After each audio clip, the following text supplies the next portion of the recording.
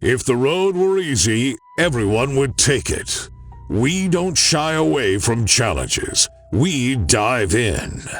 And now, live from an undisclosed location in FEMA Region 10, it's your host, Joshua Michael. Well, ladies and gentlemen, this is Mr. Ronnie Daniels, aka Huckleberry. This is my first time doing any form of show besides seeing me at the Capitol testifying. And at the same time, I am here to basically sub for my brother from another mother. I am the Mosaic American redneck. I've been in this state 33 years. I live in Polk County, Oregon. And in the process, I am just going to help address some issues of the day that's going on in the state of Oregon that I think we need to address. And the first thing I like to address, ladies and gentlemen, is the flock cameras.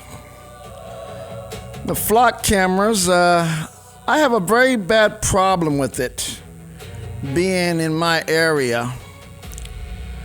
And in the process, I was doing a rope, getting ready to go get me some diesel, being I was going on in Cottage Grove, Oregon, from Yoncalla. 12:15, I'm making a left turn from Gateway Boulevard.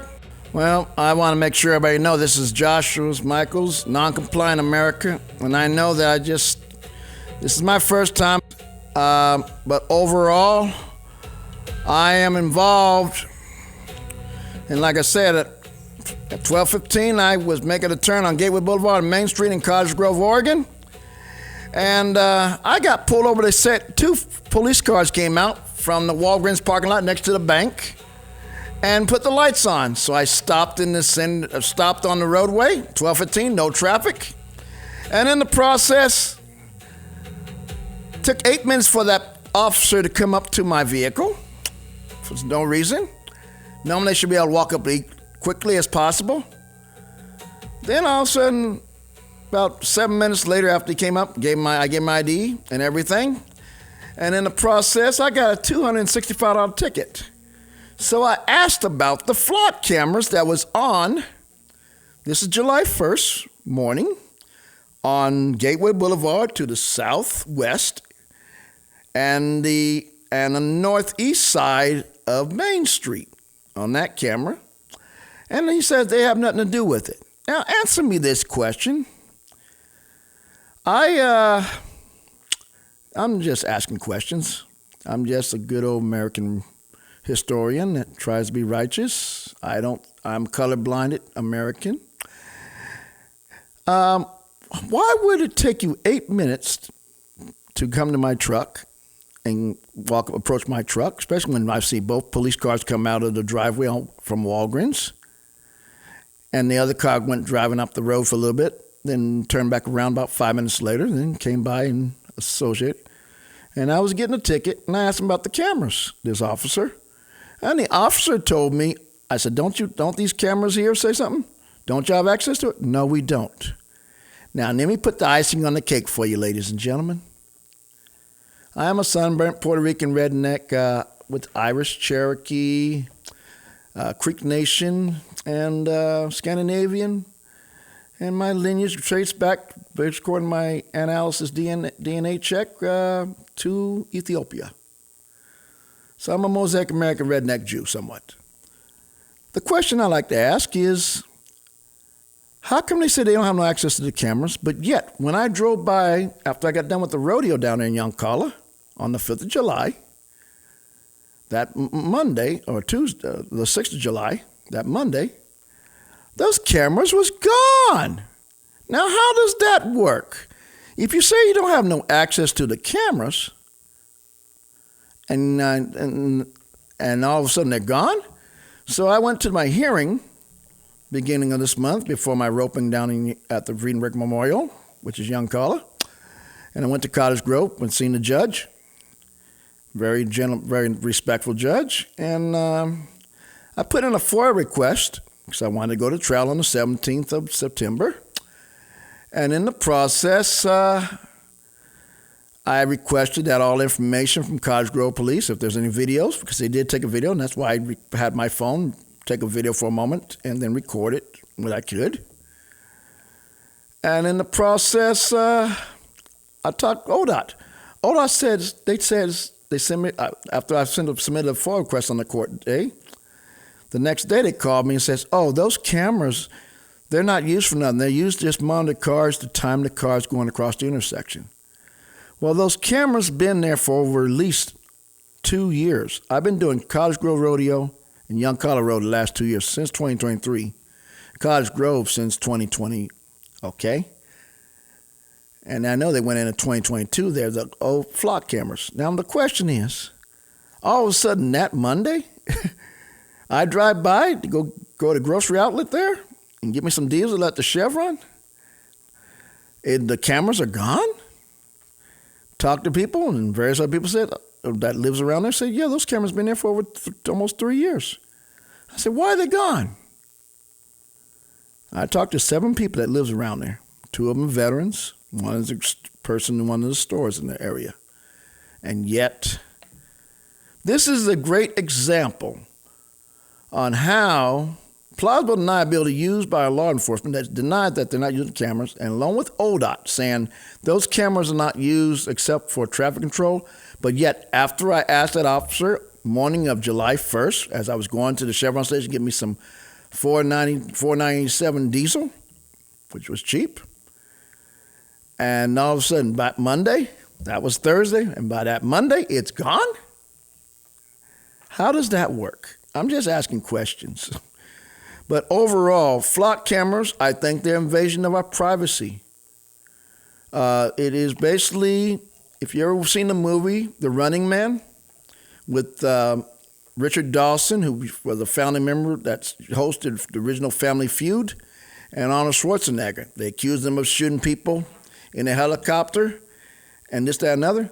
And then as he was part of the running games, and he was moving on up and everything else, he was very athletic and everything, and had to take out some bad guys. One of the people came out and had the original script on that situation. And in the process, they showed that Arnold Schwarzenegger, that was the AI setup. And they tried to accuse him of killing people. He did not do that. But getting to the main point, ladies and gentlemen, in my opinion, this is basically iRobot. This is enemy of the state. They're basically trying to premeditate, and it violates the Fourth Amendment, illegal search and seizure without due process. Just like people's now having drones flying over their neighborhoods by the insurance companies, having the cities, like out there in California. I know in Salem, I had somebody come fly over my friend's house in a section of Salem. She has a rural backyard somewhat. And they said, you got this bad cabin. The insurance company said, you need to tear this down or whatever the heck else. What right does the insurance company have, or the city government, to know what's in your backyard? That is very insulting. I heard about this 2 years ago down in California. My best friend's, before his dad passed away almost 2 years ago, flying on his backyard and saying, you need to clean it up. That is too much of the Fourth Amendment right of illegal search without due process, okay? And I will say this is a dark road down the road of serfdom, ladies and gentlemen. This is stuff that they're doing in real time in France, in Canada, in Germany, in various other places. I mean, if you say something or this, that, and other, when you're dealing with the so-called Muslims that's trying to take over their country, this is what they're doing, ladies and gentlemen. It's insulting.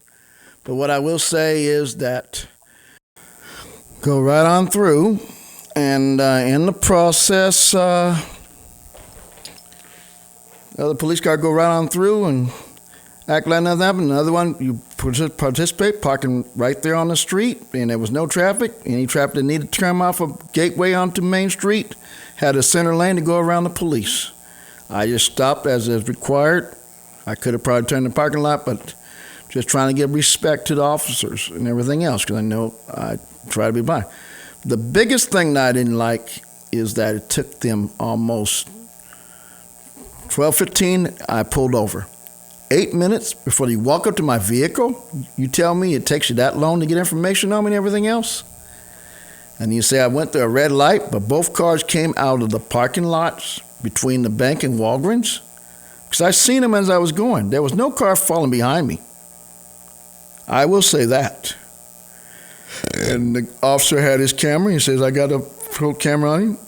And the thing is, getting back to the main point of the flock cameras, it's a tool that they can use against us to basically undermine our liberties, to disrespect our way of life, and then go about saying that, it's for our safety. It ain't being used for nothing. While they double speak. I've been in this state 33 years. I worked for various employers. First employer was, give you a history of old Huckleberry here. He used to start, first job was Rubber Lloyd Sheet Metal out of Independence, Oregon. I came to this state 34 years ago. My friend killed 5 grouse and 2 quail off Gooseneck Road legally. And I fell in love with the people when I came across from Brookings, Oregon, all the way into Grants Pass, and stopped in Sutherland for fuel, stopped in Eugene for fuel, stopped in Salem, then west out to Willamina. I hung out that year, 34 years ago this September, with Mr. Hoffenbrettel and also with Mr. Zembrick at Vic's bar that used to be there in Willamina. I love people.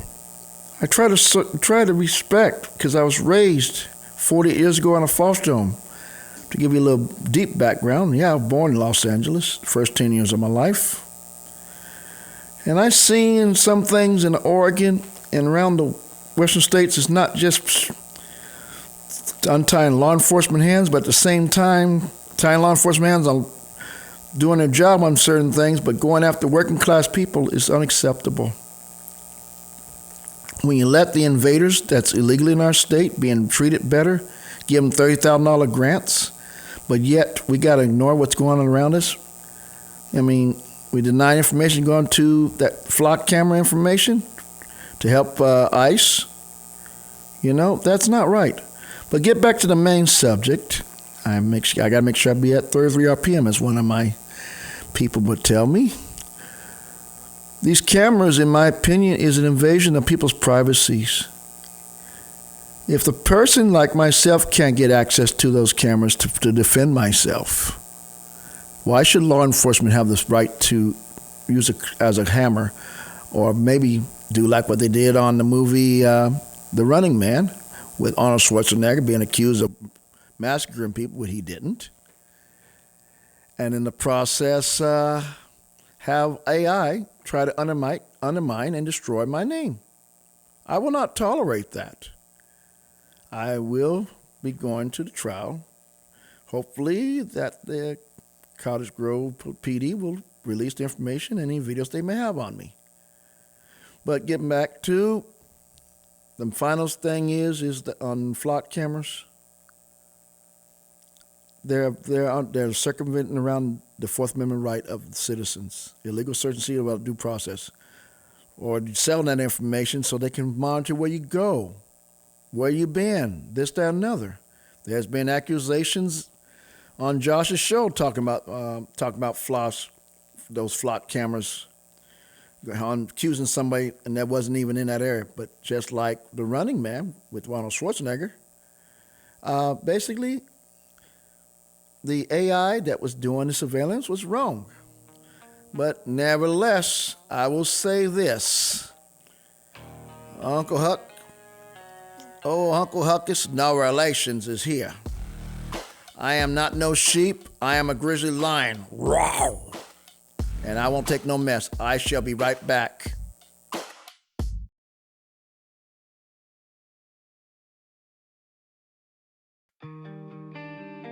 In the land of the blind, the one-eyed man is king. In the time of censorship, non-compliance is key. From an undisclosed location in FEMA Region 10, it's your host, Joshua Michael.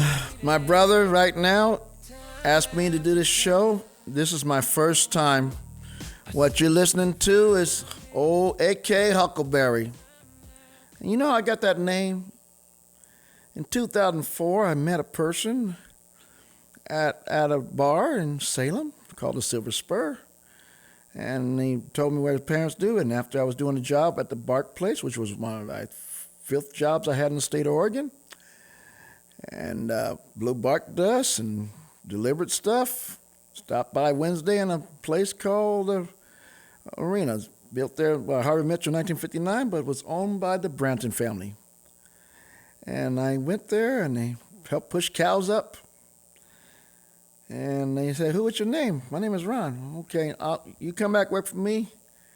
I'll make sure you're taken care of. You can learn how to ride horses. You can learn how to work the chute, learn to train horses." This was 22 years ago, about the late part of July, right before or after my foster mother's birthday. And in the process, I worked hedge gates. I learned how to push cattle, everything else. And learn how to ride horses. And nevertheless, if it wasn't for the gate that the Lord opened for me through this process, I'm very blessed to meet all the people that been like family in my life, up and down this state and up and down the West Coast. I worked some big ropings, and I've been blessed to do that. But it started with a family that believed and had faith that I can do. And I give God all the glory for they're my extended family up and down this valley. They're my Mosaic American family. I give God all the credit. Now we're going to talk about the next subject. Let's see here. They had data centers. I testified at the Salem hearing almost 3 Mondays ago against it. And some people got upset. The governor decided to jump on the line, try to kill that project. You know what the biggest problem I had with the data center is this. A company named Jerris, never ever put any data centers anywhere else, but made the city council, even though I don't live there, make the city council sign a non-disclosure agreement for 16 months before they reveal it to the people. My Salem citizens, my Marion County citizens, I ask this question. How much more will you put up with? Are you going to make a stand? Are you really going to do what you need to do so that way you can get her done?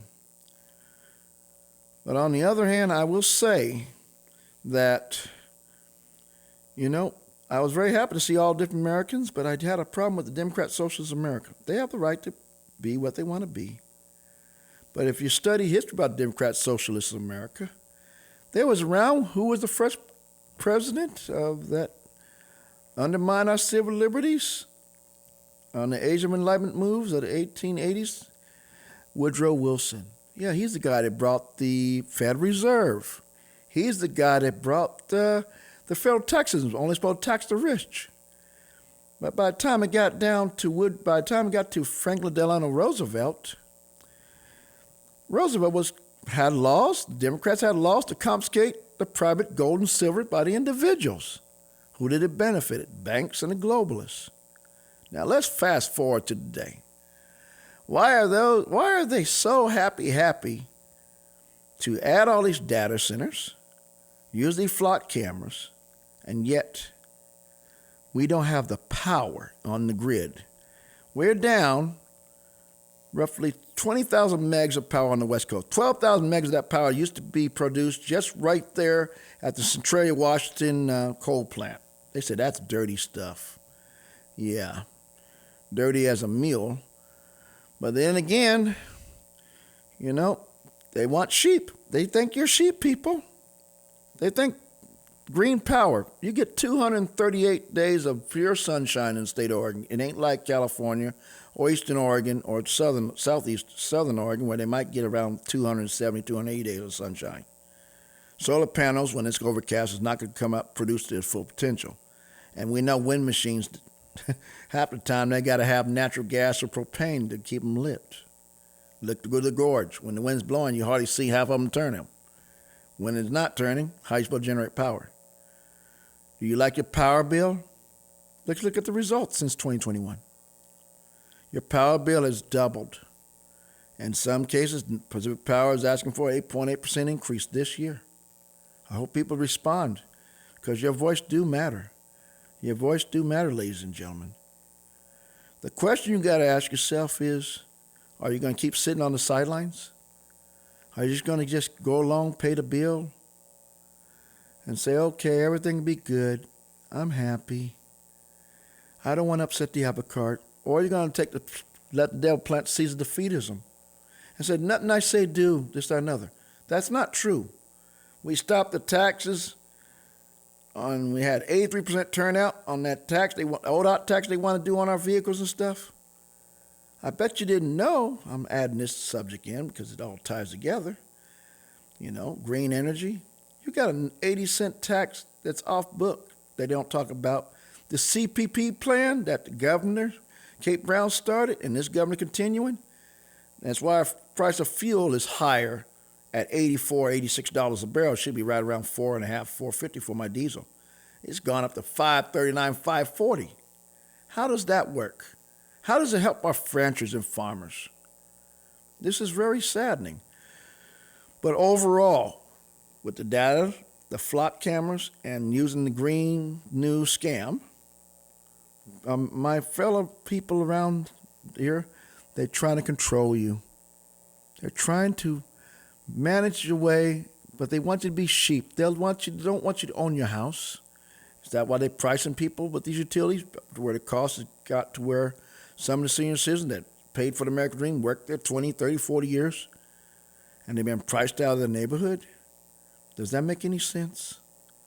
How does it help to encourage our younger generation that wants to achieve the American Dream?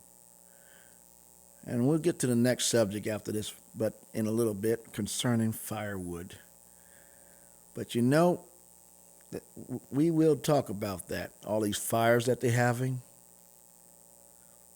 they sort of tie together again on individuality. You want to do everything that you want to be. But my final thing is on the data stuff, we need to get the heck away from it and stop it as quick as possible.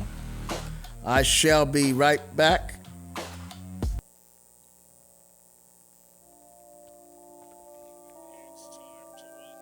It's time to unmask the truth and expose the lies. The occupied forces do not want you to hear this broadcast. Breaking through the censorship and delivering raw, unedited content, it's Joshua Michael with Non-Compliant America. Well, I'll tell you right now, brothers and sisters, my great country called United States of America, this is your Huckleberry, Ronnie Daniels, a.k.a. Huckleberry. I'm very blessed. It's my first time ever doing a show of this nature. I give God all the glory. I give my buddy, who's been a patriot, who's been on the front lines along with various other people, Mr. Joshua Michaels. I pray and bless him, the whole Lord to keep blessing him and keep bringing out the information. Now, this section here, we're going to start talking about these fires that we've been having around here since 2020. You know what's funny? Antifa and all that good stuff. Before that, in 2018, 2017, you had the Douglas Complex fire. Wasn't that many acres. We had the fires in 2020 that was lit up all over the state, from basically Clatsop County all the way on down to Cave Falls. And they had, it was basically early winter down there. And yet they had fires in their fields. Let's fast forward to today. In Oregon, not just the trees got burned up this year. We have 2.6 million acres burnt up in this state and continuously burning. Now, I've been in the state, like I said, 33 years. In 1995, 31 years ago, you was cutting 5.2 billion board feet of wood. The price of homes to build a house in Oregon was cheaper than California. When my buddy Holly Cracker Daddy built his house in Terabella, California, it cost him with wood. The wood and everything was less than $50,000, okay? You could have built a 2,000 square foot house in Oregon for right around $54,000, okay? And that's counting cement and everything in 1995. Now let's fast forward to today. Since 2010, our consumption of wood has dropped to where we're cutting off of federal and state lands combined. The best we did was a couple of years ago, we almost cut a billion board feet. A lot of it was burnt wood and everything else. I know the president wants to open up the lands down south and open up so we can cut more trees and everything. You know what's unique from 1952 to 1987? When they was cutting billions of board feet, probably, I don't know how much was at that time, probably at least 5 billion board feet at the time period. You didn't have all these fires, and then when the fires would happen by lightning strikes or whatever, they was put out quickly. The question we got to ask us, I ask, just me, I'm just a person that's inquisitive and like to know what's going on. How come we having more fires since 2017, and we're burning up? Ladies and gentlemen, we're not just burning up the forests. You burn up the grassland, the grazing lands that farmers and ranchers use to send their sheep, the cattle, the goats. You also affecting our wild game. Where's the goats? The mountain goats. Where is the sheep? Where is the mountain sheep? Where is the elk, the deer, the quail, the possums? How are they going to get away from all them fires? And they got more fires burning this year than burnt in the 1930s, 1926, 1935, 1939. That's a lot of fires.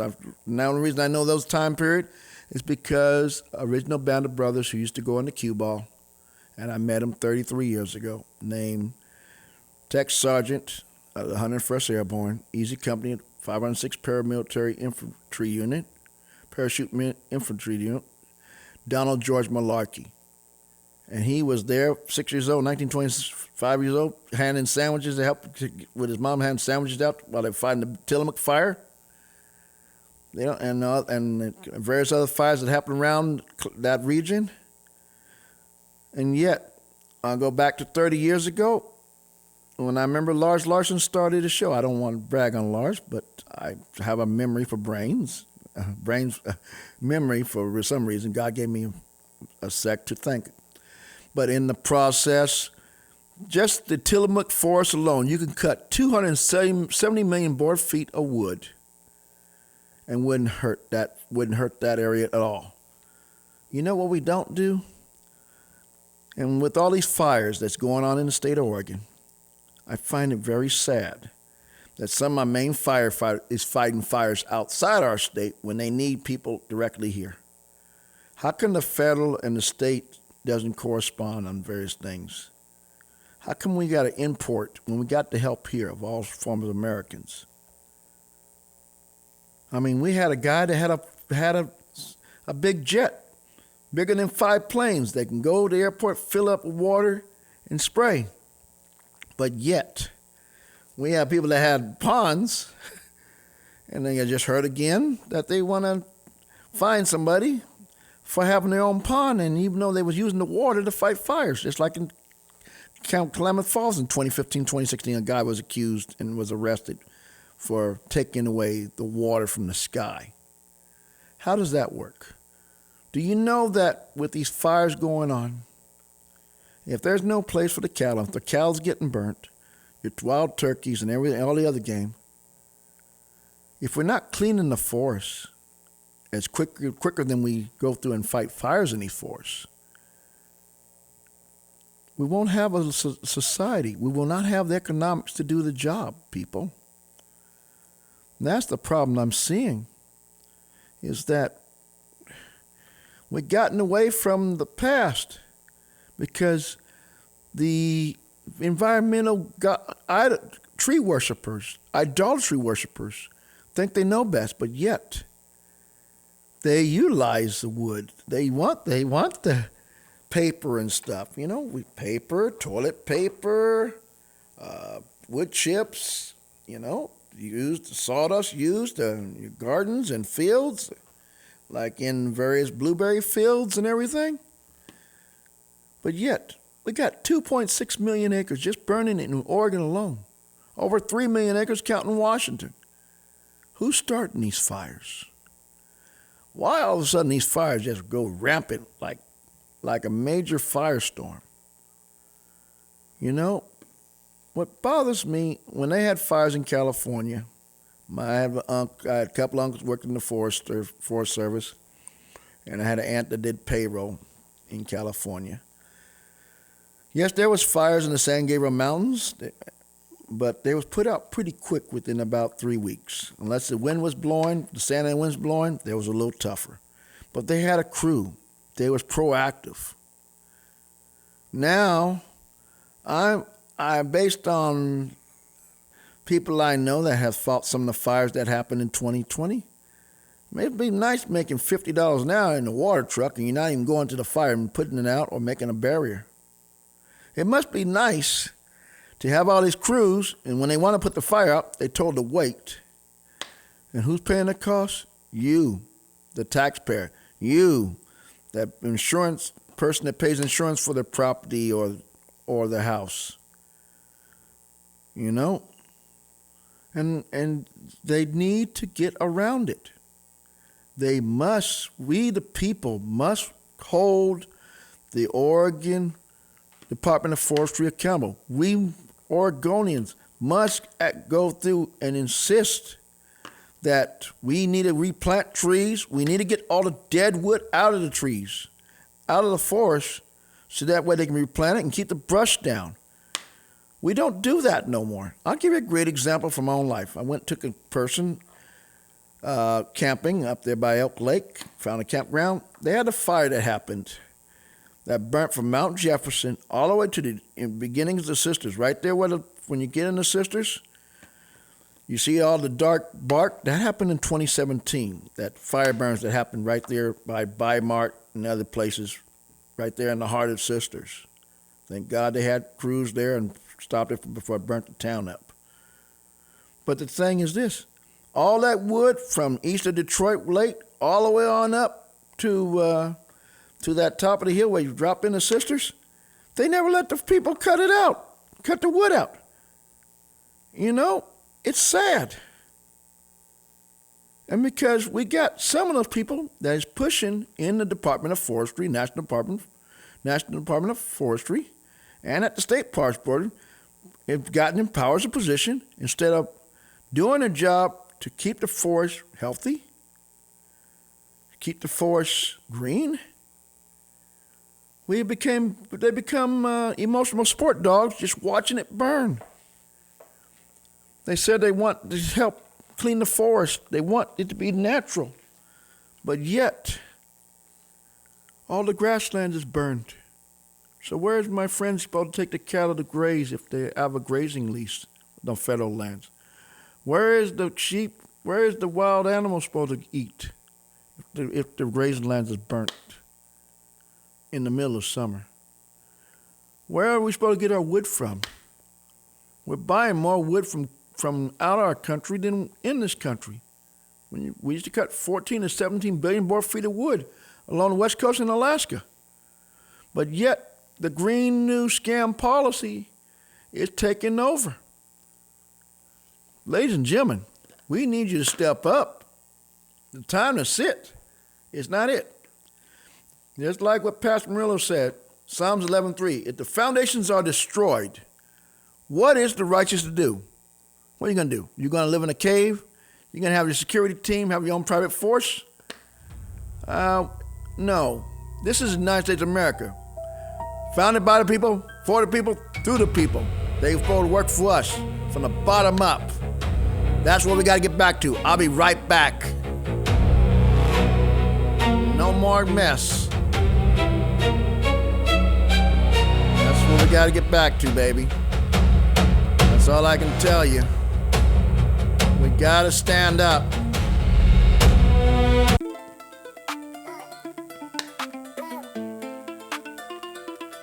Arriba, arriba! Yeah, baby. I bet y'all didn't know I have a little Hispanic side. Yes, indeed. I feel like I'm back down there in Fontana, California. Or when I was a kid, going on Vera Street, downtown LA, on the RTD bus with my dad, my mom, and my sister, right there off of Elvira Street, downtown, and having a nice little freshly made pastor tacos and chorizo and eggs, and have me. And if it was in the morning time with my dad, we'd be having some chorizo and eggs and have some grits. And of course, I had to have my orange juice. But this is the last segment, I think. I'm not sure, but nevertheless, we talked about the flock cameras. We talked about the data systems. We talked about the fires, and I'm gonna finish up on the fires here. The fires. The question is, I got friends that's on the fire crews. They scatter around the state. How come I don't see people of my trade, my skin, or my Irish side, or my Native American side involved in these fires in their state? How come we're bringing in people from Texas, Georgia, Australia to fight these fires? How come we don't start utilizing our community colleges or starting in junior high school and high school, like when I was growing up in California, which I grew up in Fontana, California, was the KKK headquarters for the Western United States. Tom Metzger was the Cyclops for California, and George Pepper was the Grand Dragon for the state of California, but Tom Metzger was the Cyclops for the Western States representative. And the situation is, ladies and gentlemen, is that we must get back to when I feel bad Carter killed the 11 or 15-year-olds to learn anything. We should be able to take them to work. I earned my first job. I shoveled manure at a pig farm and horse farms. I learned how to cut trees, cut bamboo. I know I'm getting back to my old history. This is in Fontana. Walked up over the hills. I got my first bicycle by working. And minimum wage was $3.10 an hour, $3.15 and $3.35 an hour in 1978. But at the same time, being I was 11 years old, I was just, I took whatever I could get. I even sold Christmas cards so I can buy my own fishing equipment by Olympic Sales Club. I had my Boys Life magazines and looked up Olympic Sales Club. And I knocked on doors selling Christmas cards. And I didn't realize I walked almost 9-10 miles in an hour and a half. Good Lord. I wish I could do that today, but nevertheless, we'd learn how to make $1. But at that time period, even in a Klansman town, I was treated like an American by a lot of people. You're always going to have a few knuckleheads. I had knuckleheads that were more racist from blacks in L.A. than I did from other European Americans or Native Americans. But I also know my family history. I'm blessed to know my family history. And my family migrated from the Creek Nation. My grandmother was very light-skinned. She was half Irish and half Creek Nation. And 200 families on the Reverend Loveridge came to a town called Poston, Arizona, about 84 years ago. And they settled. The second largest concentration camp was right there in Poston, Arizona. My grandfather, Charles Alfonso Daniels, when you go up the Ehrenberg Parker Road, right before you get to the Eddy Road, there's the Native American church there, and right next to it, my grandfather helped to build a Baptist church there. It's still there. And right there behind the church looked like an old trailer. It was a check-in station for all the Japanese that was checked in. In 1984, my junior year, I was going to Bloomington High School. I was showing sheep and pigs, and I went to my family reunion. It was the 40-year anniversary of the release of the Japanese in 1944, 40 years later. I talked to some of them. It moved my heart what we did to the Japanese Americans that was in our country. And I feel like we're trying to do the same thing to natural-born Americans and people that legally came to America to want to assimilate the American dream by these policies going on. But we got to get back, ladies and gentlemen. We have to get back to knowing your neighbor. And when we used to vote, go by the poll station, by your high schools, your churches, and everything else. It didn't matter if you were a Democrat, Republican, whatever the heck else, independent. Neighbors knew each other, just like Mr. Rogers' neighborhood. It's a beautiful day in the neighborhood. It's a beautiful day in my neighborhood. Won't you be my neighbor? That's the way I grew up on. We got to get back we got to start holding our state government, in education especially, and get back to where we get some vocational skills back in the junior high and high school levels. Home economic skills. Learn how to cook. Learn how to write a budget. I learned in 5th grade in L.A. before I moved to San Bernardino that I learned how to do a checkbook at 10 years old. I learned how to figure interest rates using whole numbers. And, it was helpful. And the thing is that the reason a lot of people that come in our country, maybe illegally, whatever, their work ethics were from the countries they come from, they learned right there in the household. They may not have much money, but they had a lot of families that come to our country that's come for the right reasons, not to push their Islamic radicalism upon us. They came because they want the American dream. They want to work. This, that, and other. But they learned at a young age. They learned how to say please, may I, and thank you, yes, sir, and no, sir. Not just because I was in the Navy 40 years ago. Yes, I was. Who would ever thought this little guy that I was 5'2" when I was 18, 40 years ago, wound up being 5'11 and a half. I guess all that good old country food, working at Mount San Antonio College, raising sheep, 200 head of sheep, moving hand lines, a third of a mile long, drinking whole milk, eating real beef, eating real chicken. It's been a blessing. When I came to Oregon, I was seeing that same thing. The mannerisms, whether you're Native American at Confederate Grand Ronde or whatever. I learned from good Americans. We got to get back to this, people. We must strive to make Oregon great again. Make America great again. But it starts making your neighborhood great by communication, by understanding your constitutional liberties, not afraid to speak or send emails on various things that may affect your livelihoods or your children's livelihood. Right now, the American dream for our children is getting very close. It's getting very close where they can't afford. You can make $30 an hour and you can't buy a house right now. But yet we can give $30,000 grants to illegal aliens through these NGOs and nonprofits. That represents almost 60% of our federal money that is of the 78% that comes to this state. This is unacceptable. But I will say this, ladies and gentlemen. We are going to get to a point that we must stand. We must not weaken.